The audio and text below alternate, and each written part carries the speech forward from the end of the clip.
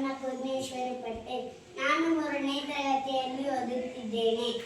ನಮ್ಮ ಶಾಲೆ ಹೆಸರು HPS ನಂಬರ್ 4 ಅಣ್ಣಿಗೇರಿ.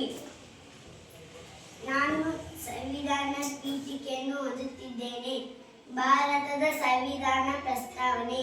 ಭಾರತದ ಪ್ರಜೆಗಳಾದ ನಾವು ಭಾರತವನ್ನು ಒಂದು ಸಾರ್ವಭೌಮ, ಸಮಾಜವಾದಿ, ಜಾತ್ಯತೀತ, ಪ್ರಜಾಸತ್ತಾತ್ಮಕ ಗಣರಾಜ್ಯವನ್ನಾಗಿ ಸ್ಥಾಪಿಸಲು ಮತ್ತು ಅದರ ಎಲ್ಲ ಪೌರರಿಗೆ ಸಾಮಾಜಿಕ, ಆರ್ಥಿಕ ಮತ್ತು ರಾಜಕೀಯ ನ್ಯಾಯ, ವಿಚಾರ, ಅಭಿವ್ಯಕ್ತಿ, ನಂಬಿಕೆ, ಧರ್ಮ ಮತ್ತು ಉಪಾಸನೆಯ ಸ್ವಾತಂತ್ರ್ಯ, ಸ್ಥಾನಮಾನ ಮತ್ತು ಅವಕಾಶಗಳ ಸಮಾನತೆ ಎಲ್ಲರಿಗೂ ದೊರೆಯುವಂತೆ ಮಾಡುವುದಕ್ಕೆ, ವ್ಯಕ್ತಿ ಗೌರವ, ದೇಶದ ಏಕತೆ ಮತ್ತು ಸಮಗ್ರತೆಯನ್ನು ರಕ್ಷಿಸಿ, ಭ್ರಾತೃತ್ವ ಭಾವನೆಯನ್ನು